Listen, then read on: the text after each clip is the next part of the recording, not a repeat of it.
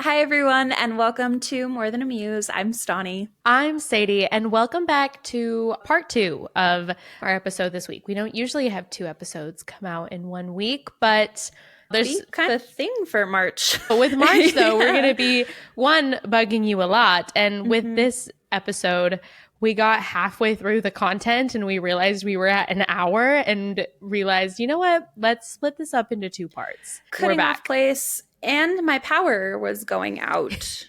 Yes. Also, the snowstorm definitely caused some issues. That was something, which it was honestly probably good that we stopped because I ended up losing it again, I think 2 more times that night. Well, yeah. Good call then. Good call. I know. It was actually really annoying because sometimes I get really bad storm anxiety. Not as much with snowfall, but if the wind is really heavy and stuff like that, it can freak me out. And it was like really bad, noisy. You could hear the wind smashing into things. So I was like, okay, it's fine. I'll chill out. Let me just put on a show or something and it'll be okay. Yeah. And then every time the power went out, my internet would go out, to my TV would go out. And so everything would just shut down and then come back. A few seconds later, and it was like... Doesn't really help the whole storm anxiety vibes, No. So I was like, this isn't really helping me very much, but okay. But here we are. Yeah. Luckily, it was fine. And today it was 40 degrees and sunshine. So... Wow. Cold, but beautiful day, honestly.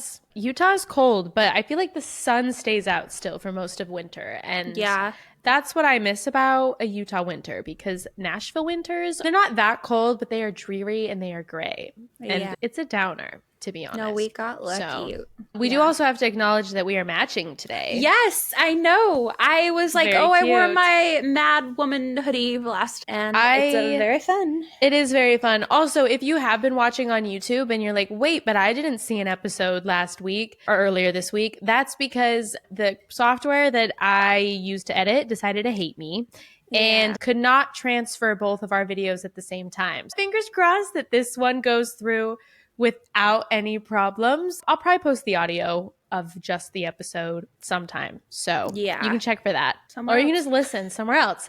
But we're continuing on with March Madness. And thank you for everyone who has put in a merch order so far. I'm so excited for people to get them. I feel like I'm living in them, actually. I'm like, wait, I need to watch this. Yeah. But I swear, I actually do only just wear it for when we record episodes. If you're like, wait, this is the only thing that you've been wearing for the last month in the episodes? Yep, that's valid. all that Sadie owns now. She threw out everything else. At this point, though, I'm like, it's tempting. It's so comfy, and I just feel so cool when I wear it. This one is very comfortable, for sure. And I feel like it's so much cooler when you can see what's going on. Yeah. I've had a hard time with some of the pictures because I'm like, you can't tell. And I'm like, how do you... like get zoomed in? Yeah. Maybe I'll do the one on your stories. That was good. But yeah, some of them, it's hard. I love the detail in this one. I made it myself. So, I just... Wow. Who did this? They did such a good job. Yeah, I'm like, wow. No, but the detail is like really cool. It's one of my favorite things about it. So it's fun to... I'm about to start spamming on TikTok. Once we get certain things approved and transferred over, then I can start fully promoting. So we're gonna follow go us on nuts. TikTok. If you get annoying, I'm sorry. But this is our month. Yeah. Our month. Also, I've checked, and so far this month, and we were only 6 days in, we've had a lot more downloads and a lot more listens than we usually do. So, you guys look at you guys celebrating Women's History Month. A reminder that this will be available only for March. We have this piece. This is called our Myths of Madness. And it has all of the creatures that women get called when they're angry or when they just do things that men don't like. We also have our Mad Woman hoodies and sweatshirts. And this one says, "There's nothing like a mad woman." And then I love the back because it looks like just a bunch of stuff. And you're like, what's going on here? And then there's actually 31 quotes about feminine rage that we've been sharing.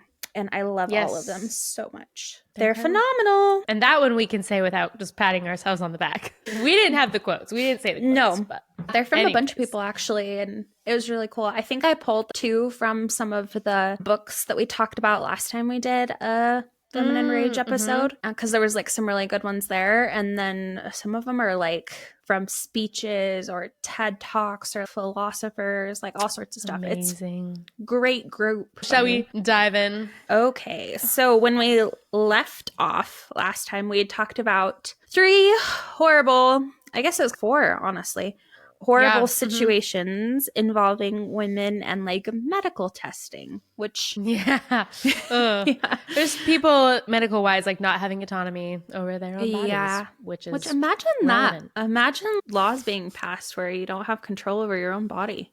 Imagine that. I'm like laughing over something serious, but I feel I like am that's being extremely sarcastic. No, that's fair, but I also feel like we have a history of dealing with, oh, wow, here's this horrible thing that this person went through. Yeah. Wow. It's obviously how so we cope with horrible things. Sometimes it's like, how do you even deal with this? Actually. Yeah. We have more of that this time, but instead of like medically ones, it's more of just situations where women are forced into things that other people didn't have to, which I guess a lot of it there was no justification really. Yeah, no, definitely no justification. It was, and honestly, at least both of the things that I'm covering, I don't know obviously a lot about what the thing mine's you're talking about. A little bit of a deviation. It's a sum up of everything. Okay, cool. But both of mine are like examples of women being forced into slavery of some kind in different situations throughout history and around the world. I had never really heard about these things at all. And so it was crazy. I don't know. It's just, there's so much monstrosities that happen in the world and throughout history that like, even just for your own sanity, you can't really learn about all of them.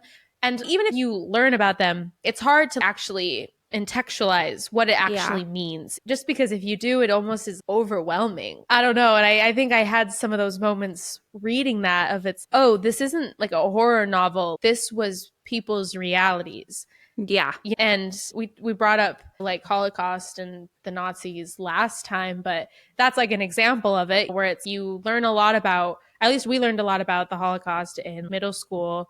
And read books, and it's just the monstrosities. Like your brain almost can't wrap your mind around the fact that it was real.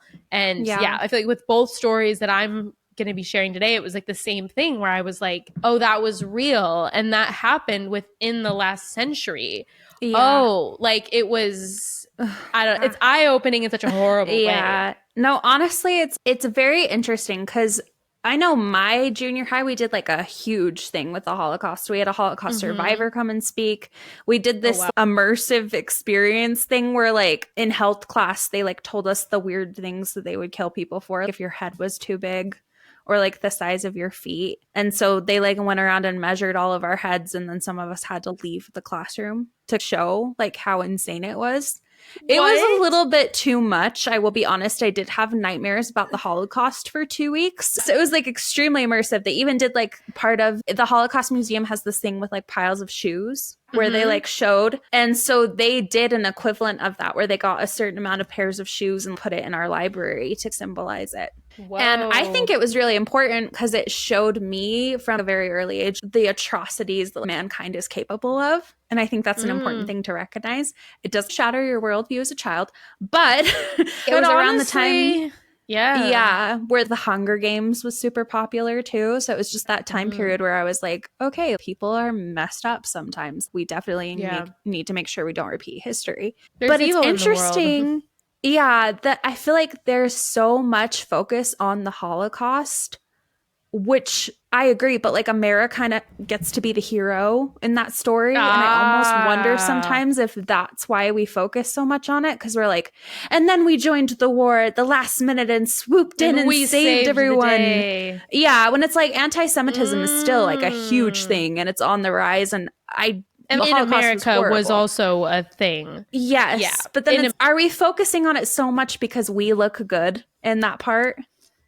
And instead of focusing on any of the other ones that we don't look as good on, because we didn't focus nearly as much on slavery as we did on the Holocaust.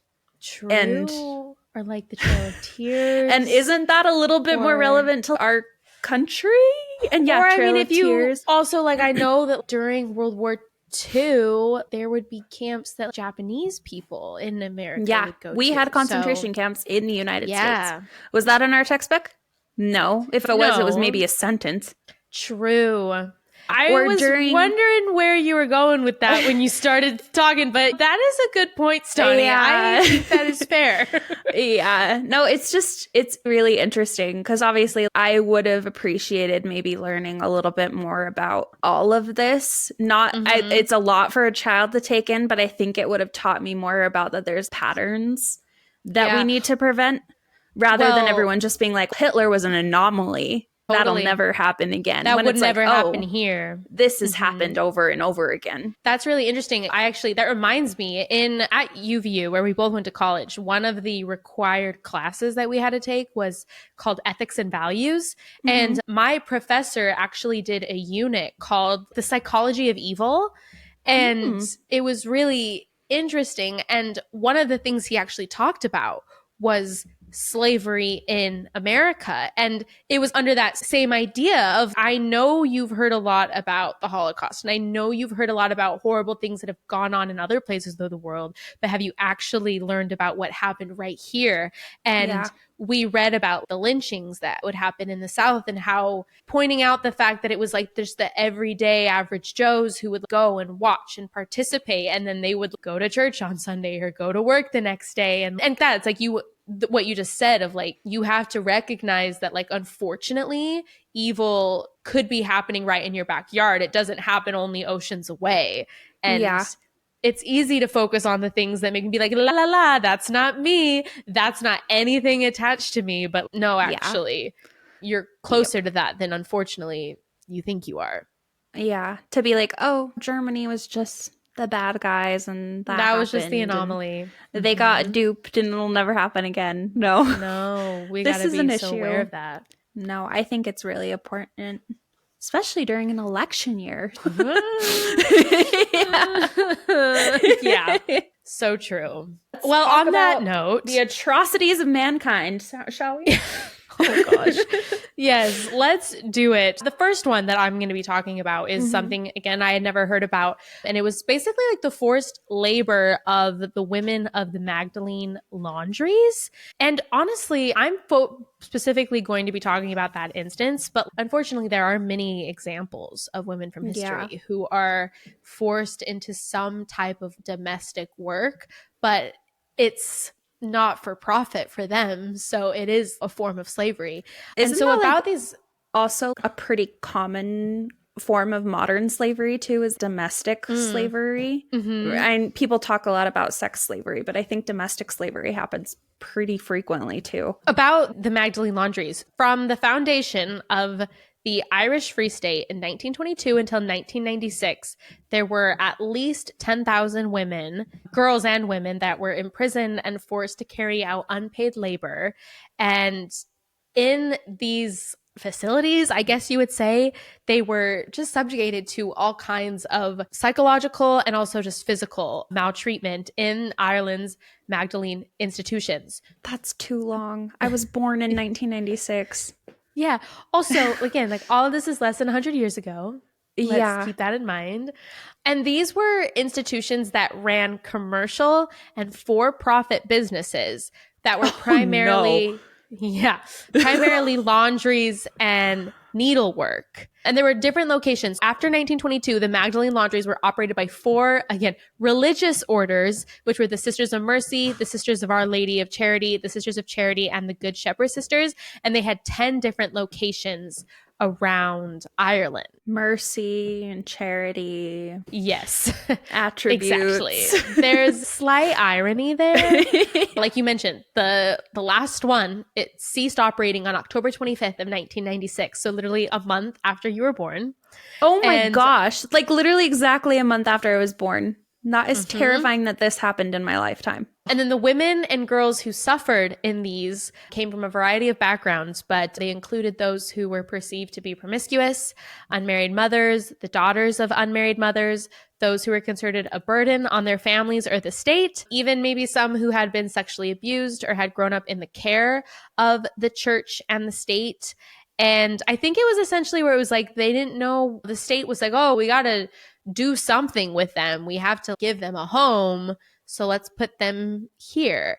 And they were confined in these homes for decades on end, isolated from families and society. And many of these women became institutionalized over time and therefore became really honestly dependent on these convents because they just weren't really fit to get back into society ever.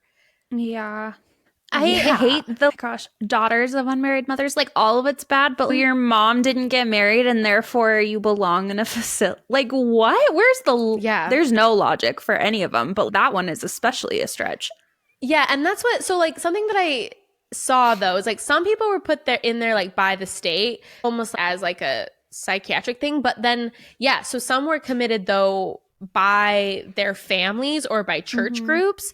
Because it's almost like they feared the scandal related to unmarried motherhood and illegitimacy and like domestic abuse and all these things. So it was almost just like a way to handle them. And even though the state wasn't really directly involved in putting these women in these homes, it didn't necessarily do its part to protect them from it. Yeah. You know what I mean? Oh, that's not how you help out most vulnerable members of society.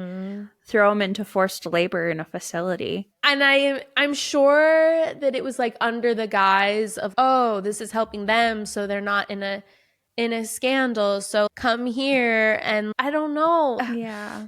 I guess it'd just be where you would put people you didn't know what to do with, and they would operate this. The official figure is 10,000 women and girls that were confined in these laundries, but apparently that is assumed to be a significant understatement. I said that a little bit out of order. The first thing was that women and girls were confined in the Magdalene Laundries through a variety of channels, including they were sent by the judicial system, including those committed informally or as a condition of probation. Those held on were men sent to the laundries after release from prison sentences, and those sent to the laundries instead of reformity school, and then transfers from industrial schools and transfers from mother and baby homes. I skipped that paragraph when I was looking at my notes, but so that's like how the state would be involved. It was like, oh, if they're getting out of prison, this is almost like a way to integrate them somehow back into society, but it wasn't necessarily that. But then also this, when the state wasn't involved, families and churches would also put women in these homes for a variety of different reasons. Horrible. And then once inside the convents, just to give a little insight to what the conditions were for them, girls and women were often imprisoned behind locked doors, barred or unreachable windows and high walls, oftentimes with broken glass cemented. They were usually given no information as to when or whether they would be released. This is also just really sick that upon entry, their names were often changed and they were just given an identification number. Oh, gosh. Which, dehumanizing, obviously. And then many women recall being instructed not to speak about their home place or their family. Their hair was cut and their clothes were taken away and replaced with just a really boring uniform. And then a rule of silence was imposed almost at all times in the laundries. And in many women's experiences, friendships were forbidden. Correspondence with the outside was often intercepted or forbidden. And visits by friends or family were not encouraged and were monitored by nuns when they did occur. That's worse than jail. Yeah, genuinely. Girls and women were forced to work from morning until evening, whether it be washing, ironing, laundry, or sewing or embroidery, just that kind of work. And like I said, they were run on a commercial for-profit basis, and the girls and women that were involved did not receive any pay, and there were no contributions that were paid on behalf to their pension. The laundry they washed came not only from members of the public, but also local businesses and religious institutions, also from numerous government departments, the defense forces, public hospitals, public schools, and other state entities such as Parliament, the Chief State Solicitor's Office, and the Office of Public Works, the Land Commission, to name a few, which I think is an important thing to note, where it's like the homes weren't necessarily full of women that the state was sending there, but the state was using these facilities to get the clothes washed. And that is not great. Yeah, that's not good. It does. I'm sure it gave like a slight incentive, even if they would never acknowledge it, of, oh, we're running a little low on employees. Yep. You'd assume. I'm sure that was happening. There was also punishments for refusals to work, including deprivation of meals, solitary confinement, physical abuse, forced kneeling for long periods, or just other humiliation rituals, including shaving their hair. Oh, gosh. And the survivors speak of constantly being under surveillance, being verbally insulted, feeling cold, having a poor diet, and enduring just humiliating and inadequate hygiene conditions. None of the girls there received an education. And that's something that it's like a lot of the survivors who talk about that just talk about how it was really just like a loss of opportunity because there wasn't really any bettering yourself that you were able to do down there. It's not like you could also be in school or even like developing basic relationships. It was really common just for the girls and women to believe that they would die inside. And unfortunately, many did. There's a comparison of electoral registers against grave records at the Donnybrook locations, but it shows that over half of the women on their registers between 1954 and 1964 actually died in the institution. You're losing 50% of your people for 10 years. Yeah. And then, like I said, the state never really regulated these laundries, despite the fact that it was using them, both as detention centers and also to wash their clothes. And I'm sure there's speculation of how much they knew of girls being in there. Did they know? Did they not know? And did they know that there was all these girls and women working there for no pay? But the IDC noted that the commercial laundry premises were subject to the Factories Acts and that factories inspectors did visit the laundries from 1957 onward. However, according to the IDC's report, how the inspectors were concerned with machinery and factory premises only, but they did not question the age of the girls or the conditions under which the girls and women were forced to work and live.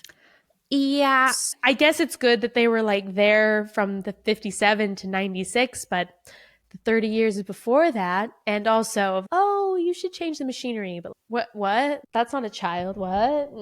Yeah, that's messed up. Yeah. You know what it reminds me of in a weird way? Did you watch the Paris Hilton documentary about when she was in that disciplinary school in Utah?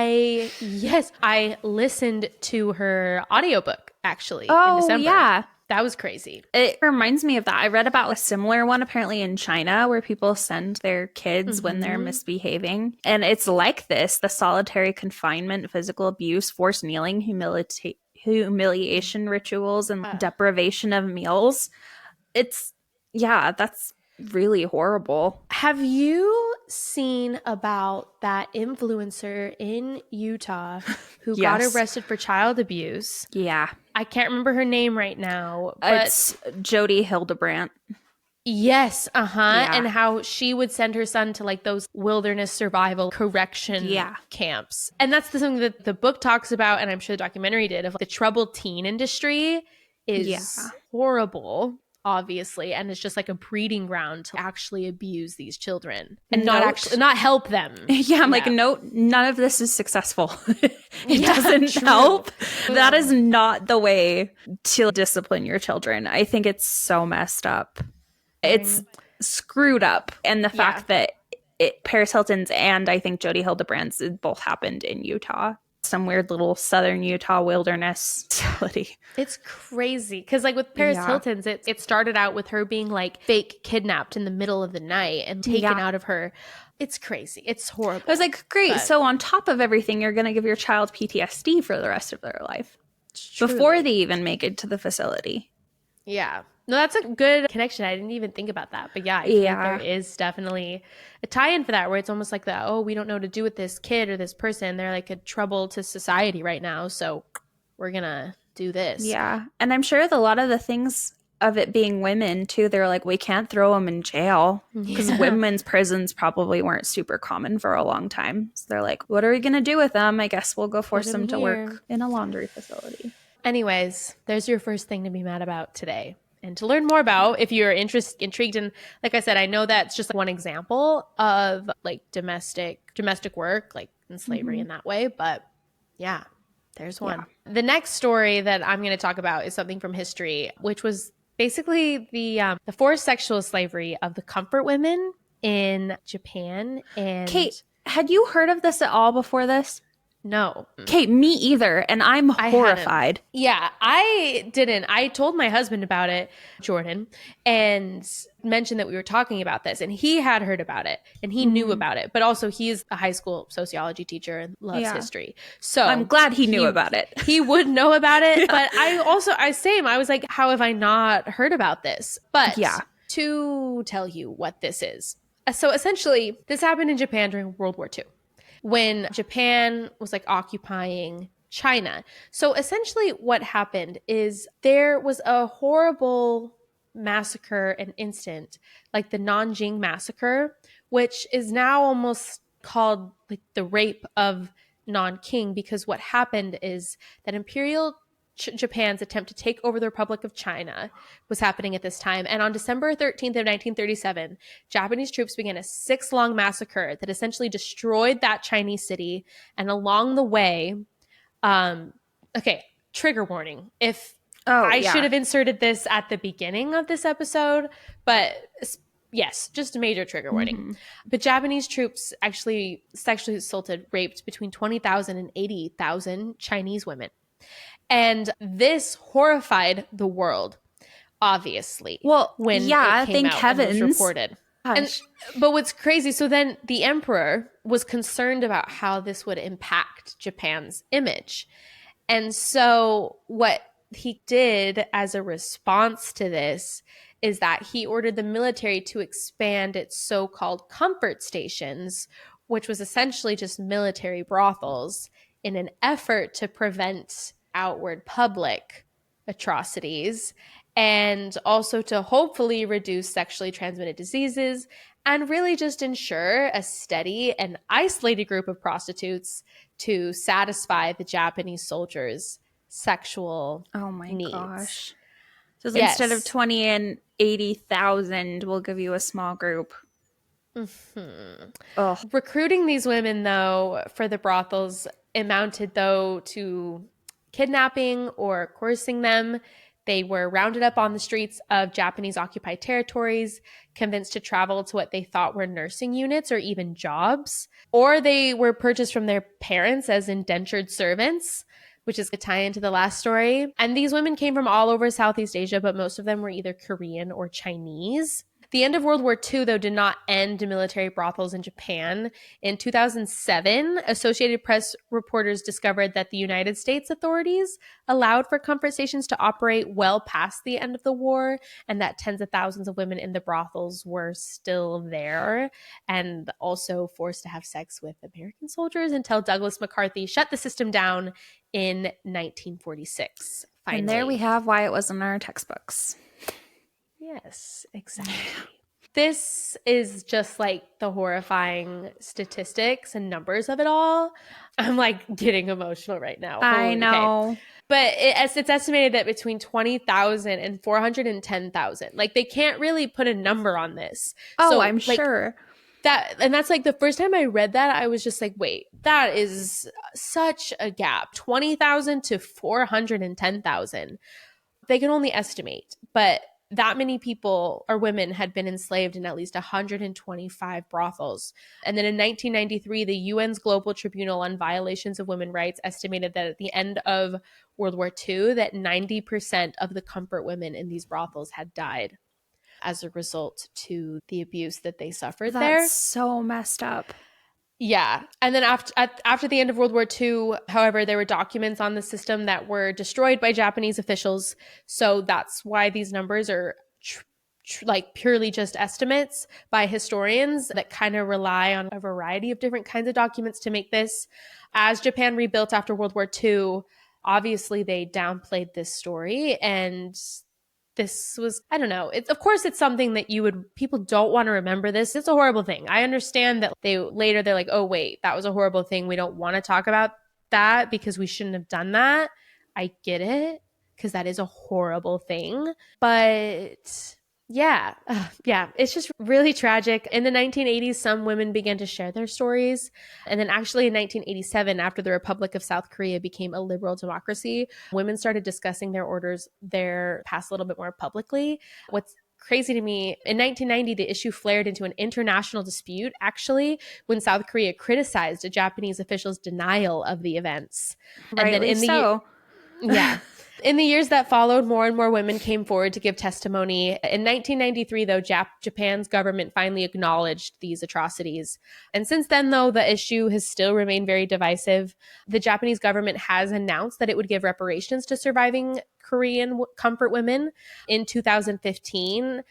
But South Korea also asked for a stronger apology, and Japan has recently condemned that request. Recent probably meaning probably around 2015, but which is just a reminder that it's still 15 is not that long ago. That's when we graduated high school. Yeah. And this was like still an ongoing dispute between two countries here of, hey, you need to acknowledge this. You can't deny that this happened.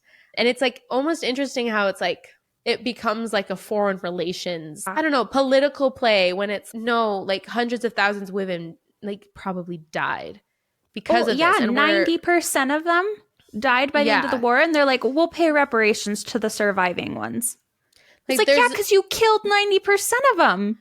Yeah, exactly. And I didn't even share the brutal testimony that some of these women gave. I'm sure. What was happening to them. I don't think we need to, obviously, unfortunately, we know what was happening, but it's so interesting to me just like how it started of, we need to make sure that we are helping our public image, so we'll just do this where no one can see and still create even more monstrosities. So gosh, it's a really horrible thing that happened that I had never heard about until doing and getting ready for this episode. So I really hate that they treated it like it was like how would you even explain it? Like it was like food or water for the soldiers. Yeah. Like it was a resource that was absolutely necessary. It was like, you can't rape the Chinese women, so we'll give you a bunch of other people. And it's like, why can't you just say like, how about we don't rape people? Yeah. Is it really that hard? Yeah. To be like, they have to do it with someone. Yeah. I forgot to mention even how the article starts where it says Lee Oke-sun was running an errand for her parents when it happened. A group of uniformed men burst out of a car, attacked her, and dragged her into the vehicle. As they drove away, she had no idea that she would never see her parents again, and she was 14 years old. That fateful afternoon, Lee's life in Busan, a town in what is now South Korea, ended for good. The teenager was taken to a so-called comfort station, a brothel that serviced Japanese soldiers in Japanese-occupied China. And there she became tens of thousands of comfort women subjugated to forced prostitution by the Imperial Japanese Army between 1932 and 1945.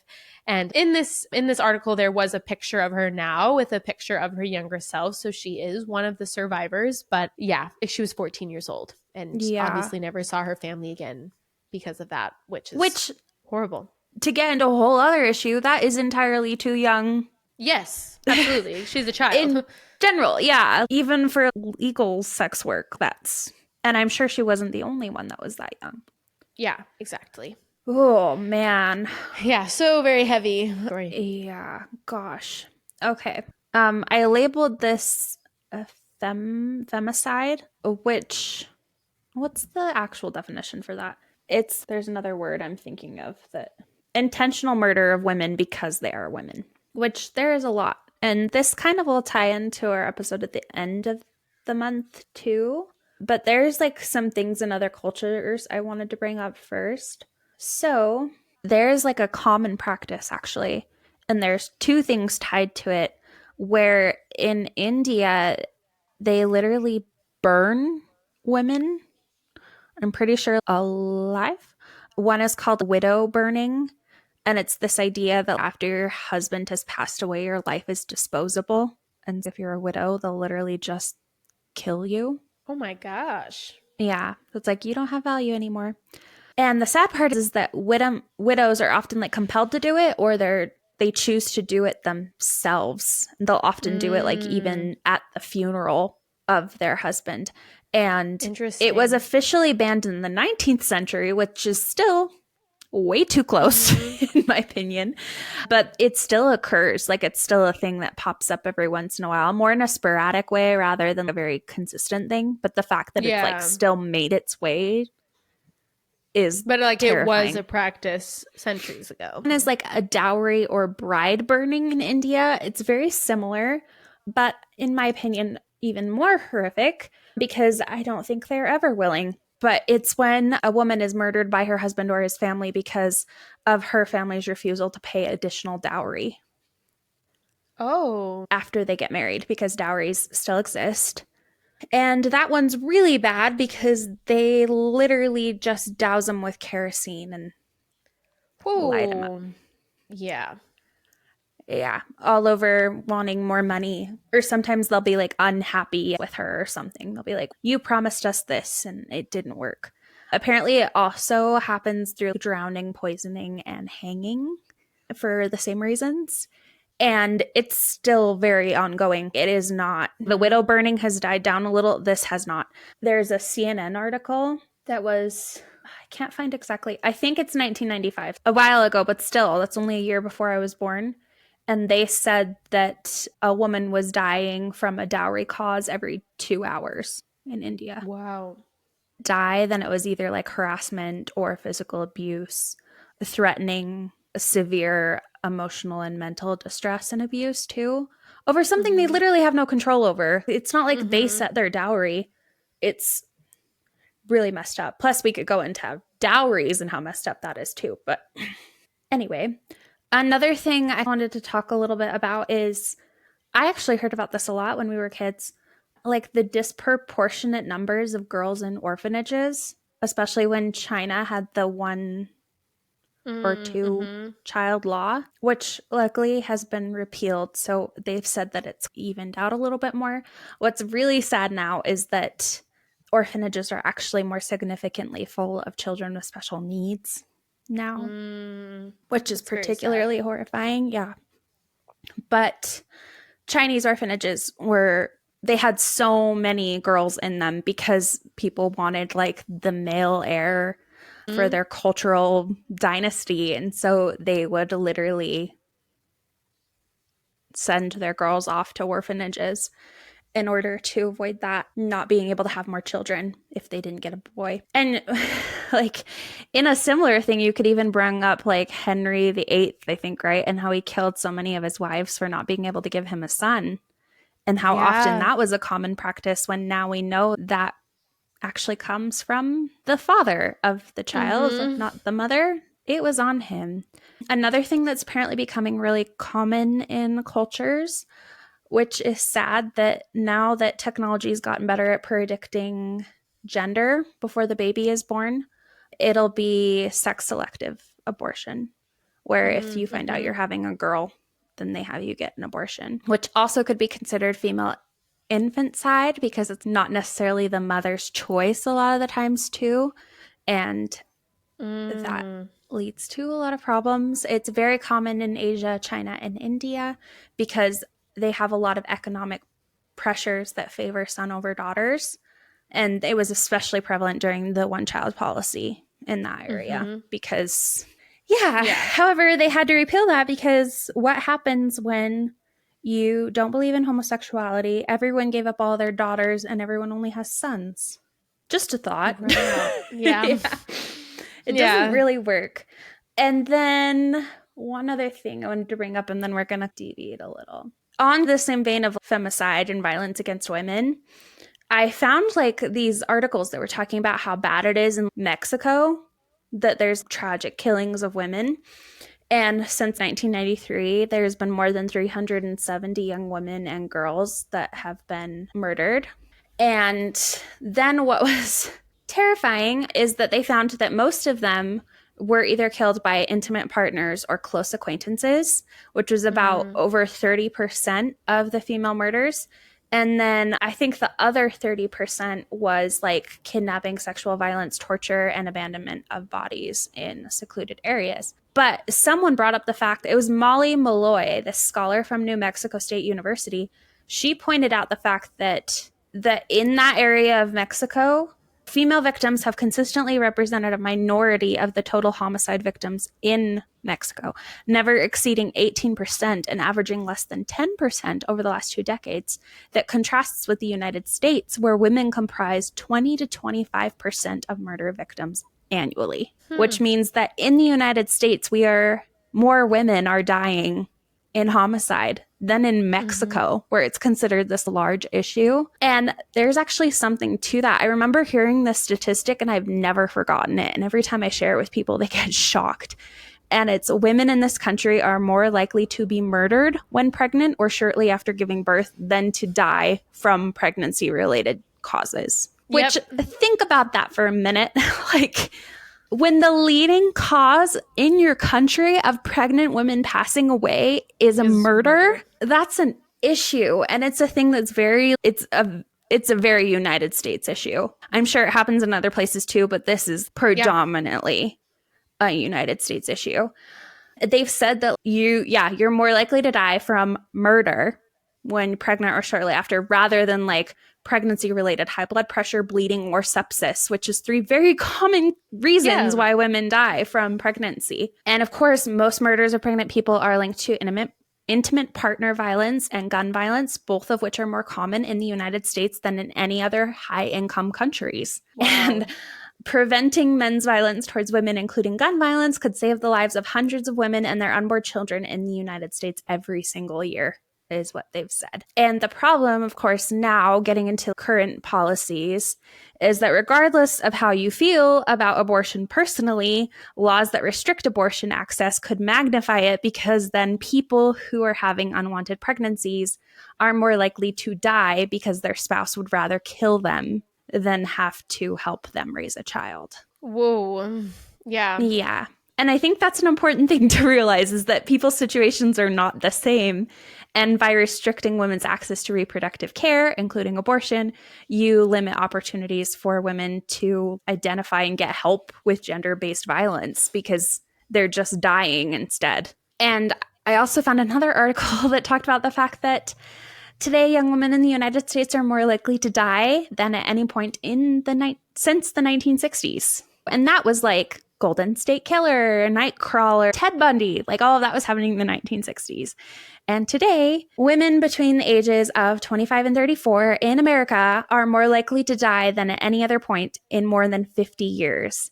The fact that the death rate has risen that dramatically since the 60s is insane.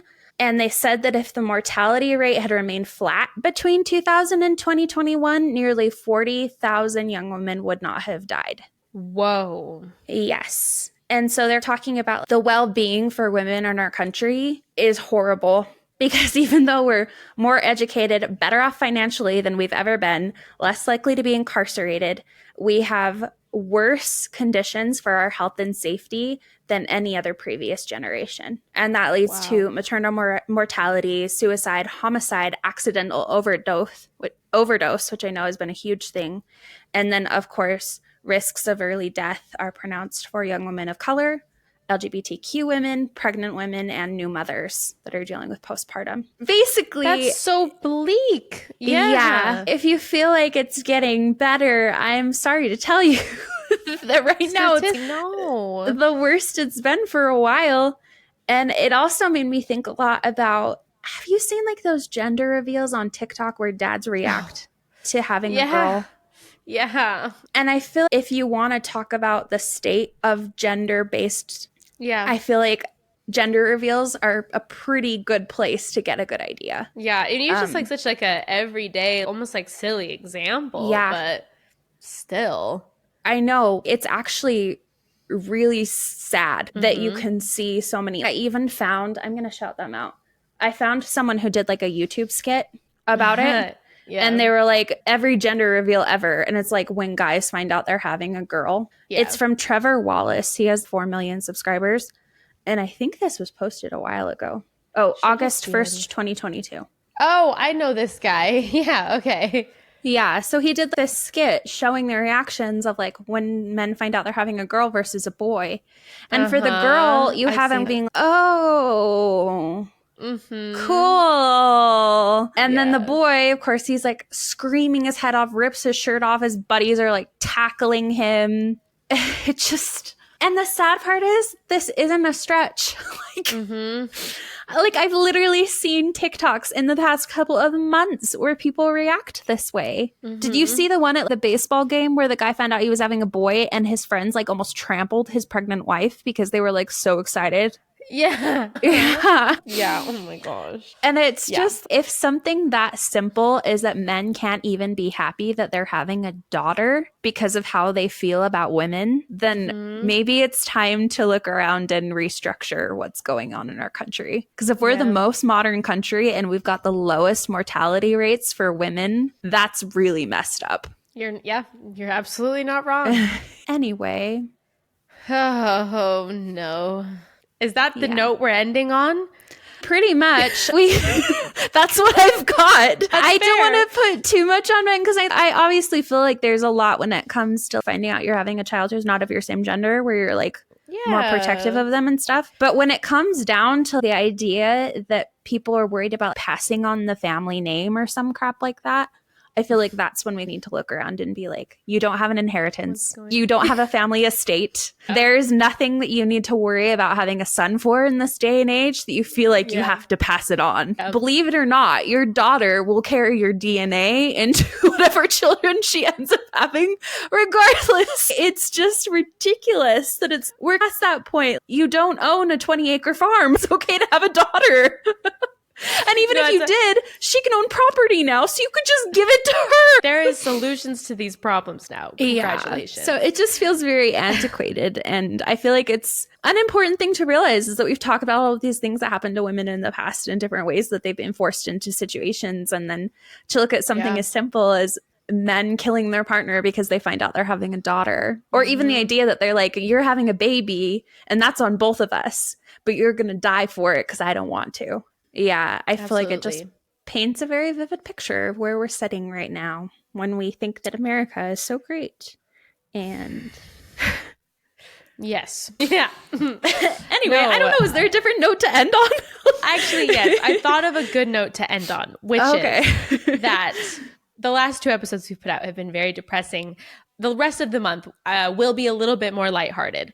Yes, we're going to be bringing in art again. And if anything, we're going to be talking about ways that other women have expressed rage through the art that they've created. Me and Stauney are both taking different art mediums, and we're going to be talking about them in the episodes that we're covering. So this month is different because we're not going to be talking about individual women, but we are going to be talking about a lot of bit of women and the art that they've created. If you do feel rage right now, cool. Good job. Yes. We're all feeling it together. 1, but 2, the rest of the month, we're going to be talking about women who also felt that and then what they did about it.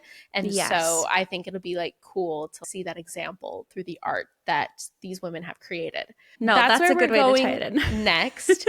And promise it's not just going to be horrible things all month long from us. Yeah. No, I feel like we felt like we needed to do this because we wanted to show that there is a reason why women are still angry. I feel like people could be like, it's 2024. You can own a car. You can start a business. If your bank account's finally in your name, what are you complaining about? And I think that, this was what we were being like, this is what we're complaining about. And then now we get to channel it into art, which is way more fun to talk about. Way more fun to talk about. Yeah. There's a reason we're not a exclusively history and medical podcast. Truly. I don't know how people who do true crime deal with this because oh my gosh, right?